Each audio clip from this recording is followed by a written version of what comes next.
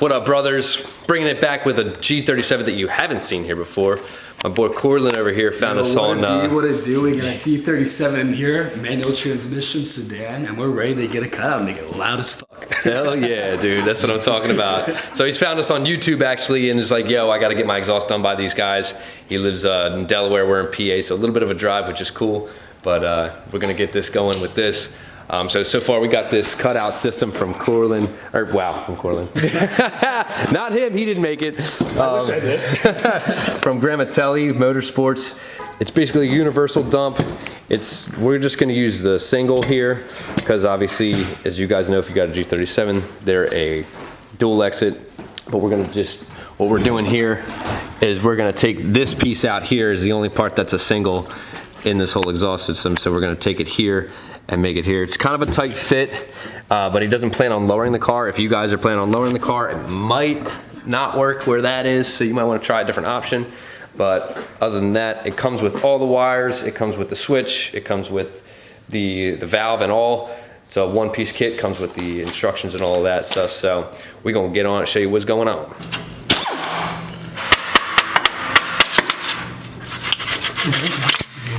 Okay. So you got these shields here, the heat shields that go on top and bottom, right at this Y fitting here. So what we're doing is cutting these off. Well, they're not even cut off, they actually just pinch together with clamps and pulling them off here so that we can cut and weld. Well, we're not gonna be welding, but so that we can cut in here and put that junction in here. Might be welding. So it's pretty much the same length as that junction right there. So right now we're trying to figure out how to put this Y pipe in said location. The challenge being is there's not a lot of space where that sits, and this pipe is a lot longer. You can see these lines where we're cutting it already, because actually where the Y comes in and then splits in the back, it's actually a bit of an oval, so it won't fit quite right in there. We're looking to probably weld it in here. The biggest challenge with that is cutting it here and then trying to weld underneath of this other pipe coming out is very tough to get up under there. So we're trying to find the best way, whether extending it, moving the exhaust back, or whatever is gonna be the best idea. So just taking a little bit of a thought process, we're working through it. So before we go and cut this, we bolted it all back up. We're just breaking loose all the bolts, because we're gonna take this whole section down from behind the resonators here up to where he's taking it apart there, so that I can weld it out of the car, because it will be tough to get in there as it is. And we're just making sure before we cut it apart that we can break everything loose while it's tight and easy to get to. And then we're gonna cut this apart and start fabbing it up. Does it work? Yeah, it works.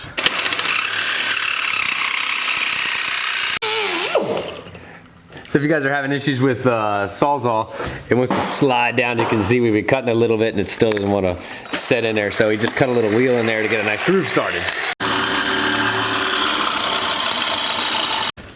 Yeah.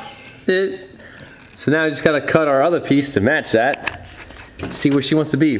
But check it out, guys. You can see a little divider in there. That's kind of what I figured, the fact that it was an oval. It has a little pipe divider in both sides. I'm gonna be cutting this right at the flange, and then it's a little bit before that line, which is nice because I wanted it longer so I can get the welding torch in there a little easier. The only issue we're gonna fight with here is that's not a perfect circle where that's at. It's actually a little bit of an oval. And this is a perfect circle. So we may have to do some hammering and massaging to be able to get these to match up. But first we're gonna cut it and see how it fits in there. All right, so I cut this in the bandsaw just now. As you can see, there's still a little bit of that flange there. This dude has CV, so I'm trying to stay away from him as best I can. That's why I'm wearing my gloves, because I'm not trying to catch that stuff. But, oh, he's looking down the tube of death right now. But you can see how it has just a little bit of a lip on this. So I left some of that flange on there to kind of mate up the best with that oval, because it is gonna be a bit of a gap on the top. But this is the best way to get around it. And then we may have some tools that'll help us massage out a little bit to what we want. So now I just gotta cut the other side of this to the length so we can fit it in there right. So we got this thing cut the size pretty much, but you see this huge gap. So we didn't get quite the straight cut that we wanted. So I'm gonna have to massage that backside a little bit to get it straight. This one's real nice. But you can see how there's kind of a big gap here. But then on the bottom, it switches. The gap's over there instead of on this side. So that's where we're getting that oval, but the gap's not too bad. We'll be able to weld. So right now I'm gonna massage this other side over here so we can get this straight. Other than that, that's pretty much where it's gonna sit. Have a little dump, but we just gotta leave a little bit of room so it doesn't hit the floor if the exhaust jumps up and down. But gonna use the cone over here to try and get this oval to stop being an oval so it'll fit a little bit better. Oh, dude, this guy's got pizza! Yeah. Let's get it! What kind of pizza we got over here? Oh, dude, what do we got? What do we got? What do we got? Oh, the classic pepperoni. Oh, let me get a slice of that. Yeah, dude. Don't lose it. Oh, yeah. This guy, the cone, we're gonna put this in here and hopefully get it to be more of a circle instead of an oval. So it'll fit a little bit better in there. And our luck is not working because our centerpiece here hits the divider. Might have to massage it a different way. That's right, Howie. We got Howie Long back in the building. Trying to run out on his bill. Is that what he's doing? I didn't think you'd be back. I told you I trusted you, but I didn't. It's your boy Cheddar Bob. Really good. So if you saw him hammering the piece around, massaging the pipe, he got it quite a smaller gap. If you saw the one before, it was way more than that. So a little bit massaging, got that right here. And this is clocked the way we want it to. And yeah, you can see where he kind of hammered it. This one's pretty good. We don't have to mess with this one at all, which is nice. Gap is good. So now what we gotta do is get it exactly where we want it, tack the bad boy in there, and then we gotta drop everything down and weld it up. All right, so got this thing tacked up there. Took both of us to hold it in there just because of where it was sitting. But you can see we have it nice and high. The solenoid misses the floor, everything clears. And then our dump is, you know, we can put it wherever direction we want, whether we want it up on the floor, make it right to your seat, or put it down and out so we can catch the asphalt on fire. But yeah. Right down into the ground because that'd be extra loud. Yeah, true, bounce off the pavement. Yeah. Oh yeah. Extra loud. Unless we have clearance issues, then we can turn to the side, but definitely going down. So Corlin decided we're just gonna do some MIG welding on here to keep it easy and keep it quick. So we're gonna throw some MIG welds on it before we drop it down to get the top and get all up in here in this tight spot here. So that's what we're gonna do. Got this welded up most of the way. We're taking it down the rest so we can get the top side of it very easily so we're not fighting with the ceiling or the floor of the car. There's a plate right here that I just took off, which is 12mm bolts so that you can take it down. But it's looking pretty good. You got 14s up front and you got 12s in the back. And then you just have these hangers here that will lube and use the tool to get off.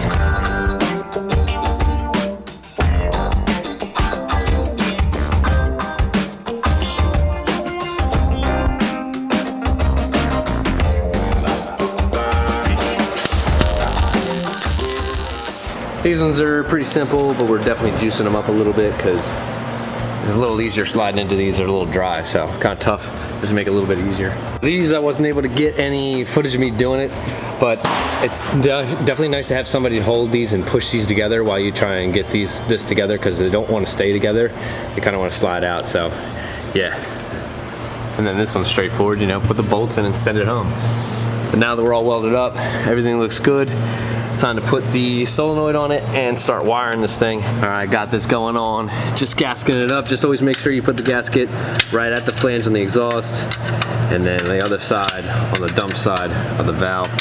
Otherwise, it's gonna leak real bad. So just make sure you put both of them in there, lock washers and washers so that they don't come out, and then we're good to go. And then the other thing is you definitely want to tack your heat shields here because we took that one piece off of the Y here, which is no longer being held by clamps, and the bolts broke on the clamps, and none of that, they're too big anyway with the lack of space now, so you can't put them on anyway. So we're throwing little tacks on the heat shielding so it doesn't rattle later. Okay, so now we gotta wire this thing up. We got the connector here. We're gonna go into, which I'll show you up top where we're gonna go, but we're gonna have to go through the floor here. So I'm gonna take this heat shielding down and see what we got going on. It's gonna be right behind the shifter in the center console in the back. We're gonna put the switch, but we gotta go to the floor to get the wiring up there. So I'm gonna take this heat shielding down real quick. So it has these clips in it, which you just push pry the center out and pull it out. And then it also had this where I just screwed this off by hand. But on the shield itself, it has these wing nuts, which you twist them off as I'm prying on it so that I can get it down. Now this thing goes all the way up up above the transmission and the cross member, which I'm not gonna be pulling all that down. So what I did is I just released the clips, and then I'm just gonna pry down here and kind of sneak up in there, because that's really the only option I have right now unless I wanna do all that work. So I'm gonna be drilling a hole and then sneaking the wire up in there. All right, y'all. So this is what we got going on. We thought about different places to put this switch. He wanted to put in the ashtray here, which would be nice, but there's not enough room in the back where it all sits, so we're not gonna do it there. We thought about doing it under the dash, but I thought maybe we'd kick it. Same thing with the center, or the console over there, the glove box. We're thinking the best option is to put it here in the center console after digging a little bit.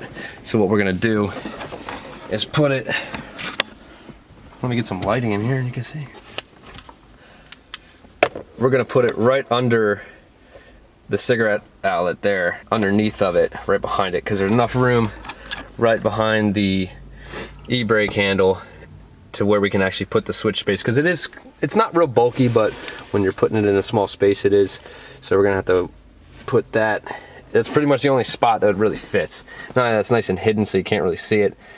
Keeps it incognito and whatnot. So right now we're trying to work around not pulling this knob off, because a lot of times when they get taken off apparently they break.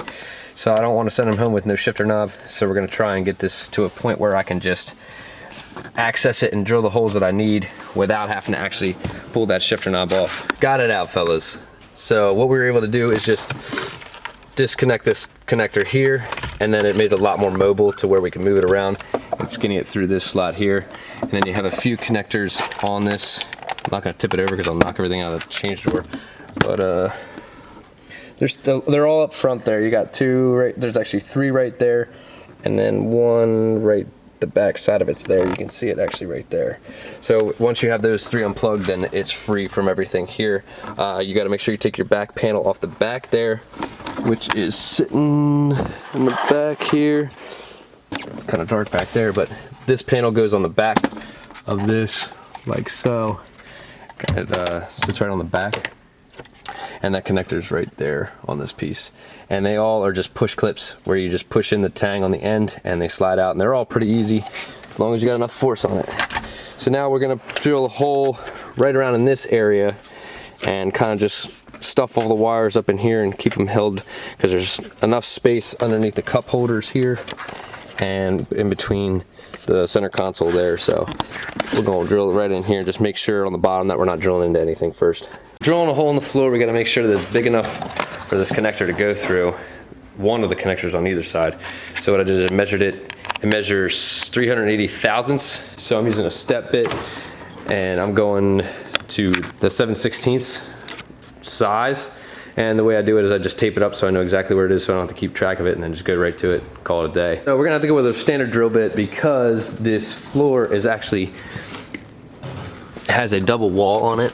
So if you look here, you can see the one hole there that's already existing, and there's another piece of sheet metal behind it. So I can't use that step bit, otherwise I'll make this huge, and then the other one won't be right.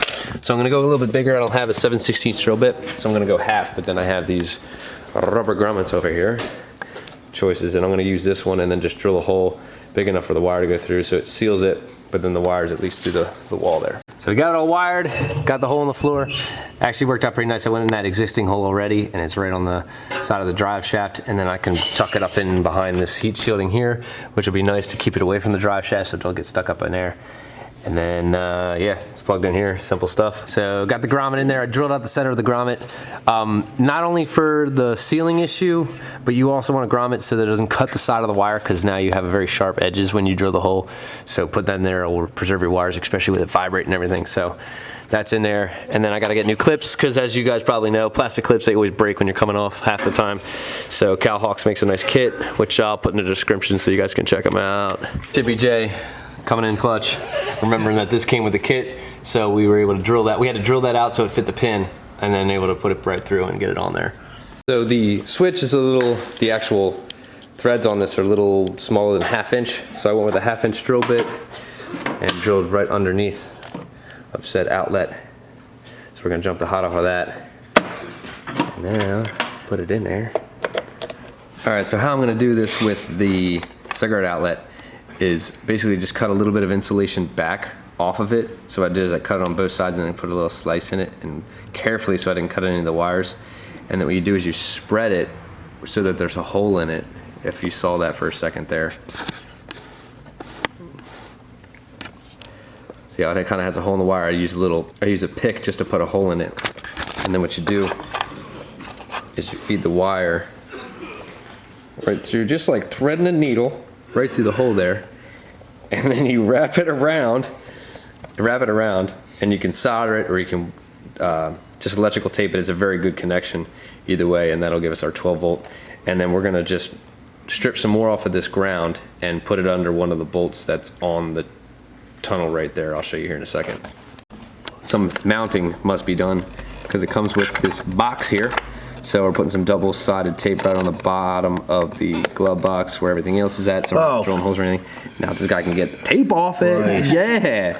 Other than that, we got that wired up and taped up for the hot, and then we still got to do the ground like I was saying, and plug in our sender and put it all back together. And then we go. Oh, there it is. This guy knows what's good. They're crazy. No, but all right. And then double-sided tape for the fuse holder. I mean, if this fuse blows, this double-sided tape is probably not going to stay on there, but at least it'll hold it on there so it's not just bouncing around in there. So let's put this baby back in. All right, so got it pretty much wired. Got this zip tied to the wires that are running forward, so it keeps it nice and tight away from everything. The ground, I was going to go back here because this is where we're close to, but because this is the body computer, I don't want to put any other electrical circuits through this anywhere near it, so I'm going to go and ground it up here. That's holding on the e-brake handle up in the front, so I'm going to run it up the side here and then have it sit right underneath while we strap it down that way. And then pretty much just button everything up and just plug it in. I'm not going to show you any of that stuff. So we had to move that box that was on part of the switch a little bit, because if you see here, the bottom of the glove box pretty much sits right on top of that body computer. So we put it over here on the left side. You can't really see it because of this bracket here, but we put it on the side because there's nothing there, and it fits in there nicely with the double-sided tape. So now everything's in here. It's time to find out whether this thing works or not.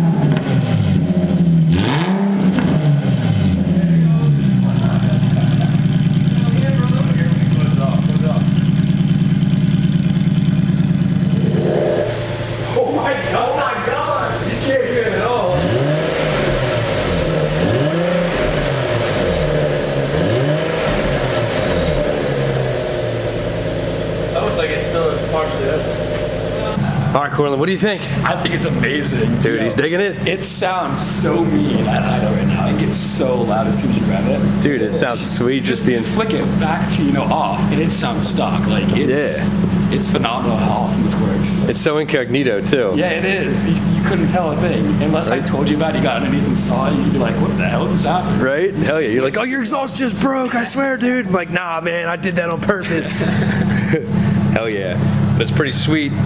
As you guys are hearing, I mean, you can even hear the solenoid click, maybe not when the car's running or anything, but you can hear it close up. Can't hear anything. Can't hear a single bit. Rev it a little bit. Yeah, mid revs.